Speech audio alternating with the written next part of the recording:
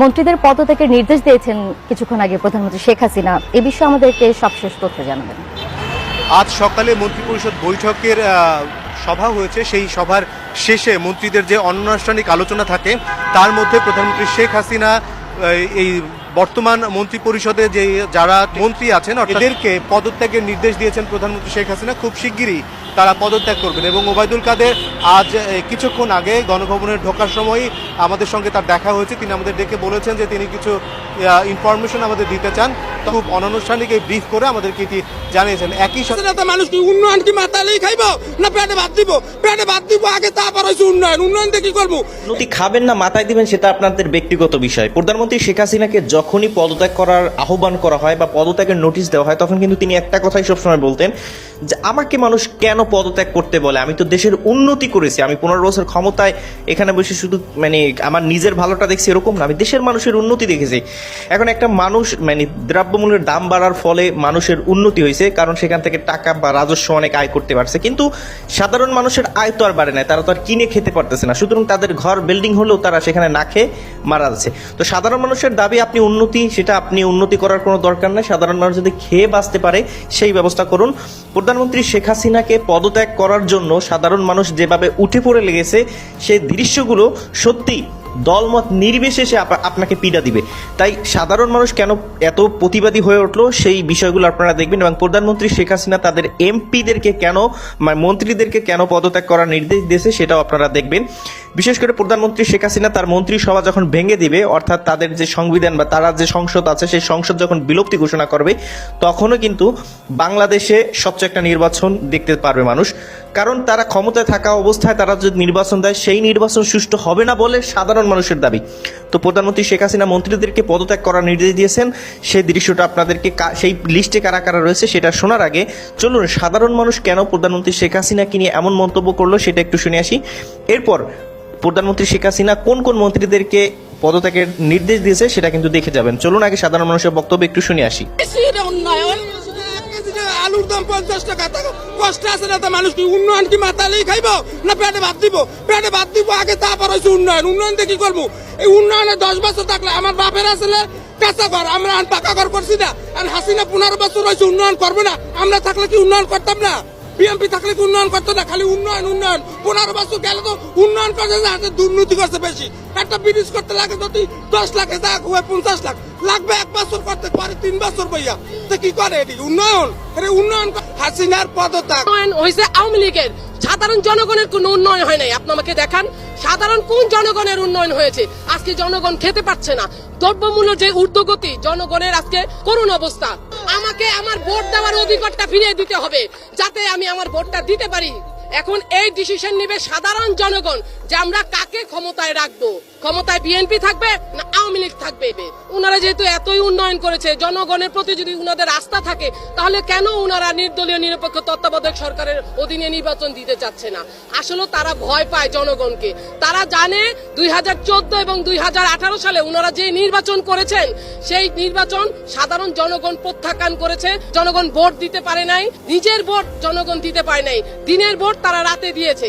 তারা ভোট দিয়ে তারাই নির্বাচনে তারাই ক্ষমতায় আসছে, জনগণের ভোটে তারা নির্বাচিত হয় নাই দেখে আজকে তারা ভয় পায়। এরকম সবাই মুখে বলতে পারে, চামড়ার মুখ তো অনেক কথাই বলে।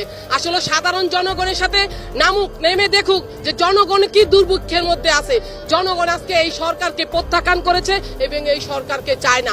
উনারা যদি উন্নয়ন করে থাকে, 70% জনগণ যদি উনাদের সাথে থাকে তাহলে উনারা নির্বাচন দেখ, তত্ত্বাবধায়ক সরকারে নির্বাচন দেখ। যেহেতু উনি উন্নয়ন করছে, 70% জনগণ নাকি উনার সাথে আছে, তাহলে উনি একটা নির্বাচন দিয়ে দেও, তাহলে দেখবে জনগণ উনার সাথে আছে।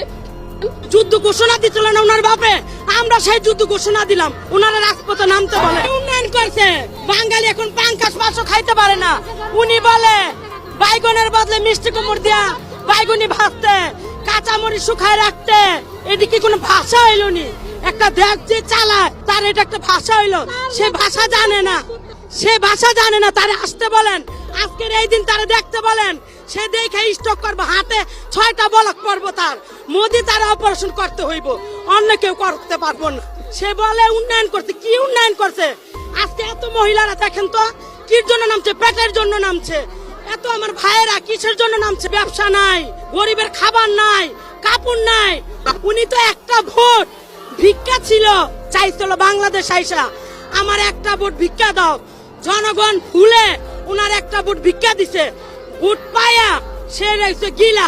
তারা ছাড়তে কোন, একবার তারা ছাড়তে কোন, মাত্র 3 মাস লিগারে চিন্তা ছাড়তে কোন, বেশি না। যে একটা নির্বাচন দেখ না, দিয়া দেখুক যে একটা তত্ত্বাবধায়ক সরকার দেও, সে আর ভোট দেওয়ার মতন মানুষ আছে কিনা ওরে বিছনায় দেখতে কোন রীতি হাসিনার ভোট দেওয়ার মতন কেউ আছে কিনা। আছে মুজিবপুর কিংবা পুলিশরা দেয় আর বড় বড় নেতারা দেয়, জনগণ ওরা কখনো ভোট দেয় না। আমরা আমাকে অধিকার আদায় আনতে চাই। আমাদের দাবি একটাই, শেখ হাসিনার পদত্যাগ, আর কোনো দাবি নেই। মানে যেভাবে নাকি ভোট দিয়ে সুষ্ঠু একটা নির্বাচনের মাধ্যমে তারপরে দেখুক তার কতটুকু জনপ্রিয়তা আছে। সে তো সুষ্ঠুভাবে নির্বাচন দিতে ভয় পায়। তার বাবা যেরকম ভাবে দেশ পরিচালনা করছিল, আজকে তার কন্যা হয়ে এইভাবে দেশটা পরিচালনা করতেছে। সে তার বাবা ডুপ্লিকেট হয়ে এই দেশকে পরিচালনা করতেছে শুধু বিএনপির পরিবারকে শেষ করে দেওয়ার জন্য। তারেক রহমান যদি আসে তাহলে জানে সে 1 মিনিট আর ক্ষমতা থাকতে পারবে না। এর জন্য যাতে আসতে না পারে তার সেই রকম পাকাপোক্ত ব্যবস্থা করতেছে। তাই জনগণ আজকে জেগে উঠছে, রাজপথে নেমে গেছে। তারেক রহমান আসবে বীরের বেশে এবং খালেদা জিয়াও মুক্তি হবে। জনগণই খালেদা জিয়াকে মুক্তি করে নিয়ে আসবে। আবার একটা সুষ্ঠু নির্বাচন তত্ত্বাবধায়ক সরকারের অধীনে দিতে তিনি বাধ্য হবে। পৃথিবীর মানুষ এখন বুঝতে পেরেছে, তারা যদি নিরপেক্ষ এবং তত্ত্বাবধায়ক সরকারের মধ্যে একটি নির্বাচন দেয় তাহলে সারা বাংলাদেশে তারা 10টার বেশি সিট পাবে না। স্বৈরাচারী সরকার যতই তাল বাহানা করুক, তার কোনো জায়গায় আশ্রয় নাই, কোনো জায়গায় হাল ধরার কোনো সুযোগ নেই। এই দেশের গত ভোটের মধ্যে যে অবৈধ পার্লামেন্ট, সে পার্লামেন্টের মধ্যে দিয়ে সংবিধান তৈরি হয়েছে। কাজেই তত্ত্বাবধায়ক সরকারের জন্য এই আওয়ামী লীগ এবং শেখ হাসিনা 96-এ অনেক আন্দোলন করেছে তত্ত্বাবধায়ক সরকারের জন্য। আজকে তারা মজা পেয়ে গেছে। তারা এককভাবে ক্ষমতা থেকে তারা অবৈধভাবে ক্ষমতা থাকা তারা ইতিহাস করেছে সারা বাংলাদেশের, সারা পৃথিবী। এই সরকারের অধীনে কোনো নিরপেক্ষ নির্বাচন হতে পারে না। ভোটাররাও যেমন আগ্রহী না, তেমনি আপামার মানুষও আগ্রহী না। মানুষ বিশ্বাস করে আগামী দিনে একটি পরিবর্তনের মধ্য দিয়ে একটি তত্ত্বাবধায়ক সরকারের অধীনে নিরপেক্ষ নির্বাচন কমিশনের অধীনে নির্বাচন হবে এবং সেই নির্বাচনে বিএনপি অবশ্যই পার্টিসিপেট করবে এবং আমরা বিশ্বাস করি বিএনপি সংখ্যাগরিষ্ঠ দল হিসেবে এসে পার্লামেন্টে অংশগ্রহণ করবে। এখানে যারা দাবি রাখছেন তারা আপনার মতো আমার মতো সাধারণ মানুষ। সুতরাং সাধারণ মানুষ হিসেবে তাদের দাবির সাথে আপনি পুরোপুরি সহমত কিনা কমেন্ট সেকশনে জানাবেন।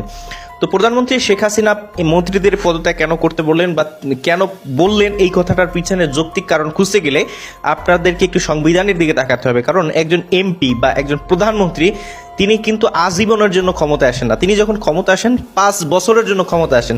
তার মেয়াদ যখন শেষ হয়ে যায়, যতক্ষণ পর্যন্ত তাকে আবার মানুষ ভোট দিয়ে তাকে নির্বাচিত না করে ততক্ষণ পর্যন্ত তিনি কিন্তু এমপি থাকেন না।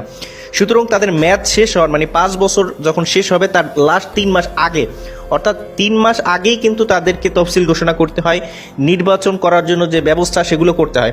সুতরাং প্রধানমন্ত্রী শেখ হাসিনা তফসিল ঘোষণা করবেন হয়তো অল্পের ভিতরে, আর সেই তফসিল ঘোষণায় প্রধানমন্ত্রী কিন্তু তিনি আর ক্ষমতা থাকবে না, তখন অন্তর্বর্তীকালীন একটা সরকারের কাছে তার ক্ষমতা হস্তান্তর করবেন। কিন্তু বিএনপির দাবি, অন্যতম দাবি হচ্ছে তত্ত্বাবধায়ক সরকার দেওয়া হোক।